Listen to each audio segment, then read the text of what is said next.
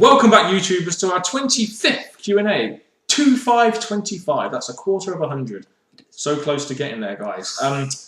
We are the British Fist. Gotcha! Nice one. I'm Mr. Parkin, wearing the same shirt as I have in the last 3 Q&A videos. Do I ever do any washing? No, I don't. This guy's NJ. He's changed his shirt. What's up? What's up? What's up? Is that to make up for the last 3? It is indeed. Okay then. So we're on the 3rd Q&A in a row. So as mentioned by NJ's free fucking WhatsApp. Subscribe up above, of course. Like this video. Put your comments down below. The questions we've been answered. Give us some thoughts you have. Make sure you contact us in the link in the description box below. And keep sending us questions via Facebook, facebook.com/British Fist. In from our personal messaging us on YouTube, or if you're lazy, comment in that comment section down below. But keep sending the questions in. Please be patient if you have. We'll get to your questions as soon as we can. We have a lot of questions to answer, and we're going to be answering a couple more today, aren't we, Andrew? Yeah. We're going to start off with XX Ray Thompson XX. 4 questions for us. Simply put, when do you think Undertaker will begin to show signs around WWE about making his return? Do you think it will be Survivor Series, maybe Royal Rumble? Your thoughts? Royal Rumble will be more likely because that will give him the chance to build up towards WrestleMania. But the fact is, Taker can return whenever he wants, because he normally does. But Royal Rumble is normally when people return to have their big spot in the Royal Rumble. He could return as a surprise entrant, especially if he's going to do 40 again or something. But he could return as a special entrant, or do another one of them 22111 promo vignette things. You know, walking, they were good. So yeah, I think maybe on the road to WrestleMania, he probably will return for his 20th WrestleMania. Who knows though? But if he is going to return, he'll return on the road to WrestleMania between Royal Rumble and Elimination Chamber, I would imagine, so they can build something between him and whoever he's going to face. Who is he going to face? That's another question. We answered that on our last Q&A. That'll be in a video response down below. If you guys... No, sorry, wrong question. If Stone Cold Steve Austin was to make a return over the next year, how would you write the storyline to build up his return and eventual match? Stone Cold's return. If Stone Cold was to return, would you have him against like a CM Punk or something like that? The very best, maybe they could go with Stone Cold versus Orton. It's like similar styles. Like a lot of people say similar. They're not really similar. There's been all these talk about Steve Austin liking what Orton does here and there. So I'm thinking maybe have them so Austin could maybe put him over, even though Orton's really high up there thanks to the WWE. But yeah. If I was going to do an Austin Punk match, which is what I thought I'd probably do, I'd love to see that. You've got Punk's straight edge gimmick, you've got Austin's beer drinking gimmick, so you've got the contrast of those 2 gimmicks. You'd have CM Punk wrestle throughout the year, kind of like Cena does, and you'd have Steve Austin come in every now and then, like to maybe a pay-per-view or promo segment, kind of like Rock does. So very similar to the way they've done, especially if you're going to build it up over a year. You can't just have so much happening. You need to have a little bit there, a little bit there, a little bit there, and then road to WrestleMania full on. Because the way that Punk performed, I think it's a lot different to Austin. So I'm thinking they would put on an entertainment match between different movesets. And we've seen some pretty strong vignettes between the 2 when they've ever been there. So, you know, it could work, might not. There we go. It could do, yeah. Do you think Rey Mysterio will renew his contract with WWE in 2012 after his knee is healed again? Well, me personally, look at Rey Mysterio. Look what he's done in the WWE. He's had many injuries, saying that he's going to be out, he's going to be injured, he's going to be gone. So I think, to be honest, he could renew his contract, but I think he's pretty much done what he needs to do now. I think as much as he's done what he needs to do, he's still a valuable asset to WWE, especially from a merchandise standpoint. So I think WWE will try and do their best to make him renew his contract, because Johnny Laurinaitis kind of needs to renew guys like Rey Mysterio, because he didn't really do a great job at, like, you know, Jericho, MVP and people like that. So I think they will try and sign him on at some point. Also, do you think will he make it back for WrestleMania 28? How long is he supposed to be out for? I just hope if he's going to come back from WrestleMania 8, don't come back hurt. Come back when you're fully healed. If that doesn't happen at WrestleMania 28, then no. We'll talk about WrestleMania again. That's enough time for maybe the Sin Caras to be built up to be bigger stars and maybe have a push by Rey Mysterio. There's a chance that could happen because there's not much other people to really face Rey Mysterio, but that's how I would do it. So yeah, question number 4.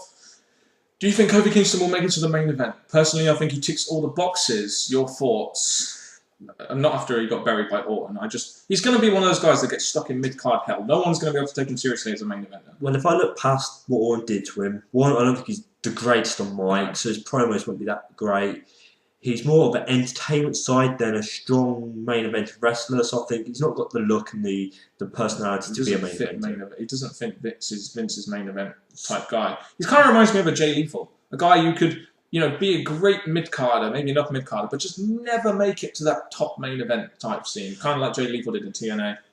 That is very true. But what I'll say is, Ray, please leave your reasons why you think he would be a great main eventer in the competition below. Yes, let us know what you think. Next question is from Montel Smith, Facebook friend of ours. Do you think TNA will change Sting back, and if so, when?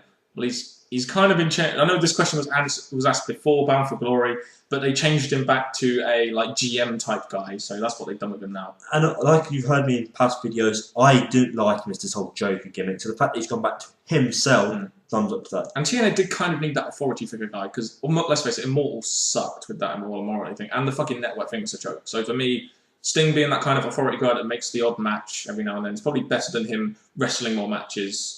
Because let's face it, he was getting on a bit, and his in-ring ability was decreasing. So it was. The next question is from Ali Boy 63. Ali Boy, what do you guys think of Justin Gabriel mid card? All I'll say is Nexus, Core, and the tag team. He was the one to look out for. Just the way he performed, the way he was. Unique. I think he was a unique wrestler. We did see eventually maybe become a good mid carder, but I'll say for now, once he comes back into the swing of wrestling, a good mid-carder. I mean, WWE haven't really done much of him ever since he come back, but I do see him as a mid-card guy, maybe a tag team guy. He appeals to kids and women. His finisher is very over with the crowd, so as a babyface, yes, they can have a lot of success. For me, though, he's probably one of those guys that gets stuck in mid-card hell because he's not really got the look or the personality of someone that could really go into that main event, in my opinion. Saying that, other wrestlers we thought the same about. Yeah. We thought Mark Henry would stay where he was, but he got pushed. We thought Miz, yes, he had the look about him, but we saw him being stuck in mid-card. So things could happen in time, but this moment in time, mid-card. Sam Wilson asked, this one is for me. Pro Evo or FIFA, and why? Well, for me, it's always been FIFA. I've never really liked Pro Evo that much. FIFA, for me, has been a more fun game, so I'd always prefer FIFA. And Sam, just for the record, I play some FIFA games too, and I enjoy FIFA. Yeah. This one was for me. Alright, well, no worries. How would you improve the one that you didn't choose to want it more? I'd just change Pro Evo into FIFA. Do it that way. I just never really liked the way Pro Evo plays. The gameplay for me was always a bit too realistic. I've always just preferred FIFA. I can't really say why. I just always found it more fun. And plus, they have licenses, so maybe if they got licenses, it would be a more attractive game to me, like real names, real teams, real flags. That's all I can say, really. The next set of questions come from a good friend of ours, Venti Kid. Go subscribe to Venti Kid. His link will be in the description box below. Go subscribe to that guy. He's only got 30 subs. He deserves way more. He's got such great wrestling inside. He's got 10 questions for us here, so let's get through these. If you could take over the booking for any one wrestling company, who would you go for and why? The booking of the wrestling company. To be honest, Triple H is going that way because he's been it for the start, so I think him, but... No, if you could take over the booking for I heard it wrong. So what's it asking me to do? If you could take over the booking for any wrestling company, who would you go for and why? Which company would you want to book for? Well, as much as WWE will pay me more, I think TNA need to be that lift up so they're more of a competition for the WWE. I do feel that same way as well. In WWE, you'd kind of get your ideas lost in the mix. TNA, you could have a bit more creative control. So for me, I would personally like to book TNA. I'd also like to book ROH, just because... you kind of need people in there that understand the business overall, and I don't think really ROH have that philosophy. But TNA would definitely be a good one, just because they already have a TV deal and the talent roster. So me and you, TNA would definitely be a better place, just so we can improve that business. I think that's the way to see, because what WWE need to do to maybe improve their booking is have competition, and TNA is just not there. What would be the first thing we did to improve TNA? The first thing we would do, I'd trim the roster. I'll give him a second show. You'd give him a second show? So while you're working the roster, I'll work on your show. Definitely so. That sounds like a way to do it. Also, there's another thing here. You can select a company that's out of business on the pretext that you would have done something remarkable to save its sinking ship. So maybe we could book for WCW and not have so much fucking emphasis on ratings and focus a bit more on pay-per-views and be a bit better with our fucking money. So maybe that could be another thing we would have done, but definitely TNA for me. TNA all the way, yeah. Just to improve that company so much. When will Triple H retire? There was the whole room when he beat Taker, he would finish up there, but I think now he's back into it. I think he'll be there for a few more years, and hopefully his job eventually will be to put other stars over. Well, he's kind of already there at the moment, sort of. In terms of professional wrestler, you could give him another couple of years as a part-time wrestler, and then as an owner or a business guy, he can go on for another couple of years. Way past that. No, sorry, that pass that we just had was really getting to me then. So yeah, it would be a long time before Triple H retires as a businessman.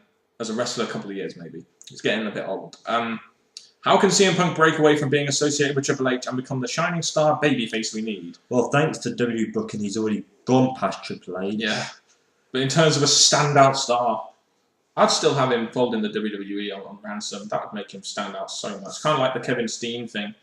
I think they need to go back to that because, to be honest, they rushed it. So I think to relive that again would do his career more justice. It says, has this associated in the storyline weakened his push? It kind of has, hasn't it? Being associated with Triple H, because Triple H, number one, never really put him over. Second of all, it was really rushed. And, you know, this thing could have been stretched out for so long and they chose not to.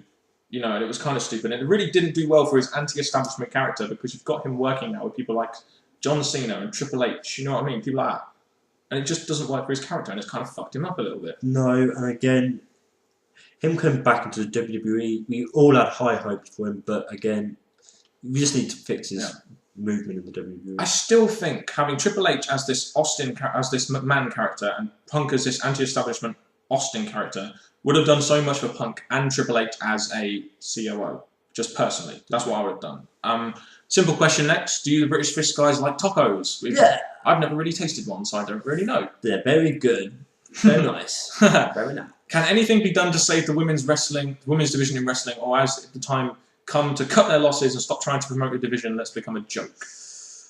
Well, to be honest, I wouldn't release the whole Divas Division because there's fans that do like it, but the booking for it is pretty bad. So I think, to be honest, get more Divas in, so hire more Divas into your Diva Division and just go with them. That kind of ties in with the next bit of the question. If you were in charge of this, what would your decision be? Who would you or wouldn't you use? Would you wash your hands of it all, or just feature the Divas as eye candy managers, valets, etc.? Well, just stick with hiring more. Yeah. I just think that, you know, you would use people like Beth Phoenix, Natalya, people that can actually wrestle. You'd use people like that. I wouldn't wash my hands of the Divas division. I'd like to see some more Divas as valets and managers and stuff like that. I wouldn't necessarily want to use them as eye candy because I do like women's wrestling. It's just that it's not booked very well. No. So I'd actually put some effort behind it. I'd actually want to put some effort behind it, some booking, some fucking direction. At the minute, they had some coming in. Like we were thinking, it's a good chance for the Divas division to get better. That's why the British segment guys took a little break. But yes, I'll say just get more in and book them better. Yeah. In terms of candidates for 2012 Hall of Fame, name 5 stars you think deserve to be inducted, please. I think Randy Savage is number 1. Edge, Savage. And you've got Rock. What other guys do you think could put in there? Mick Foley, has he been put in there? Not from the top of my head, but again, I'd have Owen Hart personally, just out of my own. Yeah, just to finish off Owen Hart. Yeah. So we got 5 guys there to put in. Does TNA have their own Hall of Fame? Jeff Jarrett would probably dominate that Hall of Fame, seeing as he is the fucking founder. Hogan. You'd have Hogan and he's in WWE Hall of Fame. But I'm trying to think TNA guys like AJ Styles, people like that, you know, people that you associate all the time with TNA. Not WWE, not WWE. Daniels is another They're guy. Still young, so he's probably go on. But Daniels is getting a bit older, but he's an indie guy. But I mean, I think at the moment you've got like Jarrett, who's the founder. You can even put like Vince Russo in there because he's fucking booking it. He's been booking it for the last 8-9 years. I don't really know. Just any people that really you associate with TNA all the time, like AJ Styles, Jeff Jarrett. Joe is another one. He was an indie wrestler at a time, but he went into TNA. Yeah, I mean, there's a lot of guys like that, so I don't really know. If you have any thoughts, guys, because we're doing this off our heads, if you guys have any thoughts, get them in that comment section down below. We'd like to know if you know any people that could be in that TNA Hall of Fame that has just been made up by Venti Kid. Why didn't TNA get rid of Vince Russo altogether rather than just knocking him from head writer? I think, to be honest, the fact that he's been in there a while now, they still don't want to lose him because he's done his big part for TNA, so I think that's the reason they keep him there. The thing about Vince Russo is, whether you like him or not, he was a writer during a time when WWF was at its peak. The thing I like about Vince Russo is he always makes sure people on the roster are in feuds. And he is a very creative guy. It's just that his storyline consistency and the way he changes and chops things is the reason why people don't like his booking in TNA and his overbooking and stuff. So I think some of his ideas are still good for booking. It's just that he needs a filter to go through, like he was in the Attitude Era with Vince McMahon. He needs a filter to go through. That's what I think about Vince Russo. Some of his ideas can still be included, just have a filter and just bring in his strengths rather than both his strengths and weaknesses as head booker. Well, I'm not going to hate TNA for what they've done to him, moving down. Someone else is stepping up, and all the final decisions will have to go to him. Yeah. So I think, to be honest, I think they've done all right keeping him around. Bruce Pritchard getting him on fucking free TV, Rude and Storm. Oh dear, not a good first start for Mr. Pritchard. Can we still be friends even if I buy a Zack Ryder headband? Woo woo woo, you know it, bro. Because you're, but just don't wear it when we're on a Skype call or anything like that. My answer would be, if you're going to wear one of them, I'm going to wear a Santino t-shirt. Oh God, please just don't even bother with either of those. God's sake, yes, you can still be friends with us, whatever you do. Whatever. As far as I'm concerned, you can wear a John Cena headband and we'll still be friends. Right? Isn't that right, NJ? Isn't that right, NJ? Say it. Say yes. We'll just move on. Who would you like to see Robert Roode feud with before they blow their wad and face him off with James Storm? Do you want to see Beer Money split up or pursue singles careers and not be enemies? Say like AJ Styles. It'd be good, nice to see him. I mean, I know they're doing it at Turning Point, but it'd be nice to see him in the main event scene again. AJ Styles. AJ Styles, yes. And the fact you mentioned about the whole Beer Money breakup, TNA need tag teams. So I think, to be honest, keeping them friends somehow would have been good. Yeah, I mean, you can always bring them back together. I do feel breaking them up, going into singles career was probably the best idea because two newer guys in the main event scene are kind of what TNA needed. So, it comes to a decision, what do you want to focus? Is it more important your tag team championships or your main event championships? And the main event championships is always more important. As much as I do feel TNA's tag team division is crap, their main event scene has now been freshened up a lot, even though the booking has been shit with these two in the main event scene. Well, what I'm saying is that I'm looking forward to seeing a Storm and Roode rivalry going on. Just not like straight away, but like a Genesis or something, please. Well, if they start it soon, if they can keep it going and keep it interesting, good flow with it, then I'll be all for it. Yeah. The way they've done it at the moment, though, with them facing on free TV, is kind of fucked up a lot of the momentum. But they can still do something with it. It may be in the future at Big Pay-Per-View, who knows? We'll answer one last question before we end this Q&A. Thank you for the questions, Venti Kid. Go subscribe to him, like I said, in that description box below. The last question is from the Noob Who Wins. I believe he's asked this question before. Really? The Noob Who Wins? What a name. Do you think they should create a new show? And if you do, what should it be called and be about? WWE, no. TNA, probably yes. WWE, I think they're doing good with Raw, SmackDown, NXT maybe. With TNA, I think, to be honest, their roster's all full. So if they're two shows, they're going to have some is one show, some is another. So I'll say yes. I think for WWE, if I was going to create a new show, it would be like an FCW, but on TV, like showing new talent that aren't ready for TV yet, but sort of showcasing them like FCW, but on a more mainstream TV network. But for TNA, if I was going to create a second show, I would just expand Explosion or something like that and make that into a second show. That would be an idea. Into a 2-hour show. I know, just some ideas from the top of our heads there, really. Right, guys, that is the end of Q&A number 25. Can't believe we've reached the 25th anniversary, or 25th week anniversary, sorry, of our Q&A. Nearly halfway through a year doing this thing now. Get your thoughts on the questions we've answered, if you have any, down in the comment section below. And keep sending us questions. We want your questions so we can keep this Q&A going for another 27 weeks. And then we do it for a year, then that would be a pretty big milestone. It would indeed. Yeah. And people, NJ, you know what you got to do. What's up? And that's it, people, from the British Fist. So many people, the British Fist. And all I'm going to say now is goodbye.